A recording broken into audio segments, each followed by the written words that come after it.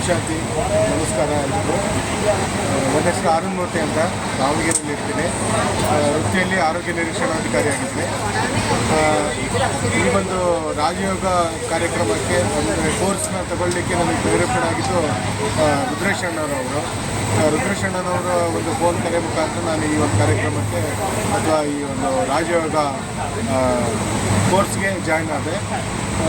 ಆರಂಭದಲ್ಲಿ ನನ್ನಲ್ಲಿ ಭಾಳ ಗೊಂದಲಗಳಿತ್ತು, ಏನಿರುತ್ತೆ ಏನಿಲ್ಲ, ಇದು ಹೇಗೆ ಮಧುಬನ ಏನೋ ಭಾಳಷ್ಟು ಗೊಂದಲ ಇತ್ತು. ಯಾಕೆಂದರೆ ಪ್ರಥಮ ಬಾರಿಗೆ ನಾನು ಈ ಒಂದು ಪ್ರದೇಶಕ್ಕೆ ಬಂದೆ. ಹೇಳ್ಬೇಕಂತ ಹೇಳಿದ್ರೆ ನಾವು ಒಂದು ಸಾರ್ವಜನಿಕ ಜೀವನದಲ್ಲಿ ತುಂಬ ನೊಂದಿರ್ತೀವಿ, ಭಾಳಷ್ಟು ನೋವಿನಲ್ಲೇ ಕಳೀತಾ ಇರ್ತೀವಿ ಕಾಲನ. ಆ ನೋವಿನಿಂದ ಹೆಂಗೆ ಹೊರಗೆ ಬರಬೇಕು ಅನ್ನೋದು ರಾಜಯೋಗ ಕ್ರಿಯೆಯಲ್ಲಿ ತುಂಬ ಅನುಕೂಲ ಆಯಿತು.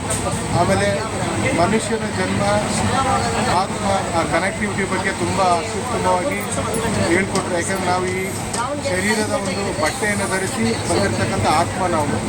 ಆ ಆತ್ಮನ ನಾವು ಯಾವ ರೀತಿ ಶುದ್ಧವಾಗಿ ಇಟ್ಕೋಬೇಕು ಮತ್ತು ಬೇರೆ ಆತ್ಮಗಳ ಜೊತೆ ನಾವು ಹೇಗೆ ಸೇರ್ಕೋಬೇಕು, ಆಮೇಲೆ ಮುಂದಿನ ಕ್ರಿಯೆಗಳನ್ನ ನಾವು ಯಾವ ರೀತಿ ಮಾಡಬೇಕು ಅನ್ನೋದ್ರ ಬಗ್ಗೆ ತುಂಬ ದೀದಿಯವರೆಲ್ಲ ಭಾಳ ಅತ್ಯುತ್ತಮವಾಗಿ ಹೇಳಿದ್ರು. ಆಮೇಲೆ ನಾನು ನೋಡಿದಾಗೆ ಒಂದು ಪ್ರಪಂಚದಲ್ಲಿ ಅತ್ಯುತ್ತಮವಾದ ಒಂದು ಕಾರ್ಯಕ್ರಮ ಅಂತ ಹೇಳ್ಕೊಡ್ತೀನಿ. ಯಾಕಂದರೆ ಅಷ್ಟು ದೊಡ್ಡ ಹಾಲು, ಗಾಳಿ, ಬೆಳಕು ವ್ಯವಸ್ಥೆ, ಮೈಕು, ಅಡ್ವಾನ್ಸ್ ಟೆಕ್ನಾಲಜಿ ಮತ್ತು ಭಾಷೆಯನ್ನು ಟ್ರಾನ್ಸ್ಲೇಟ್ ಮಾಡ್ತಕ್ಕಂಥದ್ದು ಮತ್ತು ಇಡೀ ಮಧುಬನ ಸಂಪೂರ್ಣವಾಗಿ ಶುದ್ಧತೆಯಿಂದ ಕೂಡಿರ್ತಕ್ಕಂಥದ್ದು, ಅದೇ ನಮಗೆ ಸಾಕು. ಎಷ್ಟೋ ಪಾಸಿಟಿವ್ ನೆಗೆಟಿವ್ ಎನರ್ಜಿನ ತೆಗೆದಾಕ್ಬಿಟ್ಟು ಪಾಸಿಟಿವ್ನೆಸ್ನ ಕೊಡುತ್ತೆ. ಆಮೇಲೆ ಅಲ್ಲಿರ್ತಕ್ಕಂಥ ಇನ್ನೊಂದು ಮೇನ್ ಗುಣ ನನಗೆ ಇಷ್ಟ ಆಗಿದ್ದು ಅಂತ ಹೇಳಿದ್ರೆ, ಪ್ರತಿಯೊಬ್ಬರು ಸೇವಾ ದೃಷ್ಟಿಯಿಂದಲೇ ಬಂದಿರ್ತಾರೆ. ಅಂದರೆ ಒಂದು ಯಾವುದಾದ್ರೂ ನಮಗೆ ಬೇರೆ ಏನು ಹೇಳ್ತಾರೆ ಅಂದರೆ ರೆಸ್ಟ್ ಸಿಗಲಿ ಅಂತ ಹೇಳಿ ಯೋಚನೆ ಮಾಡ್ತಿರ್ತಾರೆ ಬೇರೆಯವರು. ಆದರೆ ಇಲ್ಲಿ ಬಂದಾಗ ಏನು ಅನ್ನಿಸ್ತದೆ ಅಂದರೆ, ನಾವು ಏನಾದರೂ ಸೇವೆ ಮಾಡಬೇಕು, ಏನು ಮಾಡಬೇಕು ಅಂತ ಹುಡುಕ್ತಾ ಇರ್ತೀವಿ ಕೆಲಸಗಳನ್ನು. ಎಕ್ಸಾಂಪಲ್, ಈಗ ನಾವು ಪೃಥ್ವಿಯನ್ನು ನಾವು ಅಲ್ಲಿ ಹೋದ್ಮೇಲೆ 2 ದಿನ ನಮ್ಮ ಜೊತೆಗಿದ್ರು ಅಷ್ಟೇ, ಮತ್ತು ನಮ್ಮನ್ನ ಒಂದು ಕೈ ಸಿಗಲೇ ಇಲ್ಲ. ಅಲ್ಲಿ ಎಲ್ಲಿ ಹೋಗ್ತಾರೆ ಅಂತ ಕೇಳುವಾಗ ಕೊನೆ ಗೊತ್ತಾಯಿತು ಅವರು ಅಲ್ಲಿ ಅಡುಗೆ ಮಾಡ್ತಕ್ಕಂಥ ಪ್ರದೇಶದಲ್ಲಿ ಸೇವೆ ಮಾಡ್ತಾರೆ ಅಂತೇಳಿ. ನಮ್ಗೆ ಗೊತ್ತೇ ಇರಲಿಲ್ಲ. ಆಮೇಲೆ ಕೊನೆಗೆ ನಾವು ಸಹ ಅಲ್ಲಿ ಪ್ಲೇಟ್ಗಳು ತೊಳೆದಿದ್ದ ಒರೆಸೋದು ಮತ್ತು ಲೋಟ ಒರೆಸೋದು, ಚಮಚ, ಭಾಳಷ್ಟು ನನಗೆ ತೃಪ್ತಿ ಕೊಟ್ಟಂಥ ಕೆಲಸಗಳವು. ಯಾಕಂದ್ರೆ ನಮ್ಮ ಮನೇಲಿ ಸಹ ನಾವು ಅದು ಮಾಡೋದಿಲ್ಲ, ಬಿಸಾಡಿ ಬರ್ತೀವಿ. ಇಲ್ಲಿ ನಾವು ಅದು ಮಾಡಿದಾಗ, ಸೇವೆಯನ್ನು ಮಾಡಿದಾಗ ಭಾಳಷ್ಟು ಖುಷಿ ಆಯಿತು. ಆಮೇಲೆ ಈಗ ತಾನೇ ಪೃಥ್ವಿಯಣ್ಣವರು ನಮಗೆ ಜಗಳೂರು ಸೆಂಟ್ರ್ ಬಗ್ಗೆ ಪರಿಚಯ ಮಾಡಿಕೊಟ್ರು, ಅಲ್ಲಿ ಭಾರತೀಯ ಅಕ್ಕರ ಬಗ್ಗೆ. ನಾನು ಅಲ್ಲಿಂದ ಏನು ತಿಳ್ಕೊಂಡು ಬಂದಿದ್ದೀನಿ ಅದನ್ನ ಹೇಳೋದು 1 ನಿಮಿಷದಲ್ಲಿ ಸಾಧ್ಯ ಇಲ್ಲ. ಅದು ಭಾಳ ನಿರಂತರವಾಗಿ ನನ್ನಿಂದ ಬೇರೆ ಭಾಳಷ್ಟು ಆತ್ಮಗಳಿಗೆ ಇದನ್ನು ನಾನು ಪ್ರಚರಿಸಬೇಕಂತ ನಾನು ವೈಯಕ್ತಿಕವಾಗಿ ಡಿಸೈಡ್ ಆಗಿದ್ದೀನಿ.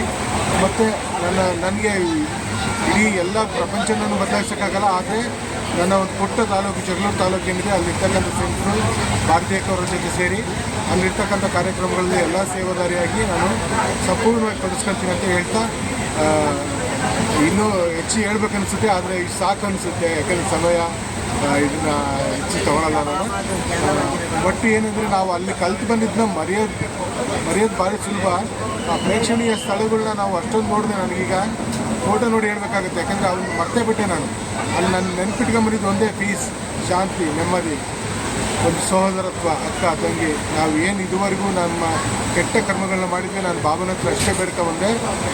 ಗೊತ್ತಿಲ್ಲದೆ ನಾನು ಎಷ್ಟು ಕೆಟ್ಟ ಮಾಡಿದ್ದೀನಿ, ಒಳ್ಳೇದನ್ನ ನನಗೆ ನೆನೆಸೋದಿಲ್ಲ. ಕೆಟ್ಟದ್ದನ್ನೇನು ಮಾಡಿದ್ದೀನಿ ಅದನ್ನು ನಿನ್ನ ಪಾದ ಅಂದರೆ ಬಾಬಾವರ, ಬ್ರಹ್ಮ ಬಾಬಾವರ ಅಲ್ಲಿ ಕೂತಂಥ ಎಲ್ಲ ಮೆಡಿಟೇಷನ್ ಸೆಂಟ್ರ್ಗಳಲ್ಲಿ ನಾನು ಅದನ್ನೇ ಕೇಳ್ಕೊಂಡು ಅಲ್ಲೇ ಬಿಟ್ಟು ಬಂದಿದ್ದೀನಿ ಅಂತ ಹೇಳ್ತೀನಿ. ಯಾಕಂದ್ರೆ ದೀದಿಯವರು ಒಂದು ಮಾತಲ್ಲಿ ಹೇಳ್ತಾಯಿದ್ರು, ನೀವೇನು ಕೆಟ್ಟದ್ದು ಮಾಡಿದ್ದೀರಾ ನಿಮ್ಮ ಕೈಲಿ ಯಾರಿಗೂ ಅದನ್ನು ಕೊಡೋಕ್ಕಾಗಲ್ಲ, ಆದರೆ ಇಲ್ಲಿ ಕೊಟ್ಬಿಡಿ, ಬಾಬಾ ಅವರಿಗೆ ತೊಗೊಳ್ತಾರೆ. ಯಾಕಂದ್ರೆ ನಾವು ಯಾರಿಗೂ ಕೊಡೋಕ್ಕೆ ಸಾಧ್ಯ ಇಲ್ಲ ಕೆಟ್ಟದ್ದನ್ನ. ಖುಷಿನ ಕೊಡ್ಬೋದು, ಹಣ ಕೊಡ್ಬೋದು, ಎಲ್ಲ ಆನಂದನ ಕೊಡ್ಬೋದು ನಾವು ಎಲ್ಲರಿಗೂ. ಆದರೆ ನಮ್ಮಲ್ಲಿರ್ತಕ್ಕಂಥ ಕೆಟ್ಟದ್ದನ್ನು ನಾವು ಇನ್ನೊಬ್ಬರಿಗೆ ತೊಗೊಳ್ರಿ ಅಂತ ಕೊಡೋಕ್ಕಾಗಲ್ಲ. ಅಷ್ಟು ಧೈರ್ಯ ಇಲ್ಲ ನಮಗೆ. ಅಲ್ಲಿ ಬಾಬಾನ ಹತ್ರ ನಾವು ಮಗುವಾಗಿ ನಾನಂತೂ ಬೇರೆ ಗೊತ್ತಿಲ್ಲ, ನಾನು ಸಂಪೂರ್ಣವಾಗಿ ಶರಣಾಗಿ ನಾನೆಲ್ಲ ತಪ್ಪುಗಳನ್ನ ಅಲ್ಲಿ ಬಿಟ್ಟು ಬಂದಿದ್ದೀನಿ.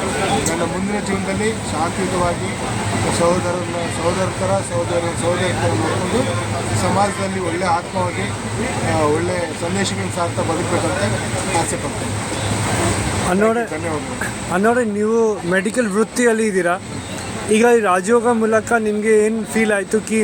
ನಿಮ್ಮ ವೃತ್ತಿಯಲ್ಲಿ ಏನು ಇಂಪ್ರೂವ್ಮೆಂಟ್ ನೀವು ಮಾಡ್ತೀರಾ? ತುಂಬ ಫೀಲ್ ಆಯಿತು. ಯಾಕಂದರೆ ವೈದ್ಯಕೀಯ ವೃತ್ತಿ ಅನ್ನೋದು ಅಥವಾ ವೈದ್ಯಕೀಯ ವೃತ್ತಿ ಅನ್ನೋದು ಒಂದು ಎಕ್ಸ್ಪೆರಿಮೆಂಟ್, ಅದು ನಾಟ್ ಎ ಸೊಲ್ಯೂಷನ್. ಯಾವುದೇ ಕಾಯಿಲೆಗಳು ಒಬ್ಬ ಮನುಷ್ಯನಿಗೆ ಬಂದರೆ ಆ ವೃತ್ತಿಯಲ್ಲಿ ಇರ್ತಕ್ಕಂಥವ್ರು ಅದನ್ನು ಗುಣಪಡಿಸಲಿಕ್ಕೆ ಪ್ರಯತ್ನ ಮಾಡ್ತಾರೆ.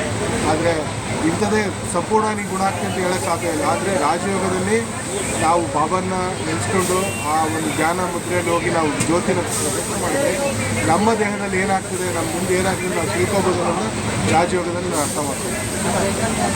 ಸರಿ, ಥ್ಯಾಂಕ್ ಯು ಅನ್ನೋರೆ. ಓಂ ಶಾಂತಿ, ಧನ್ಯವಾದಗಳು.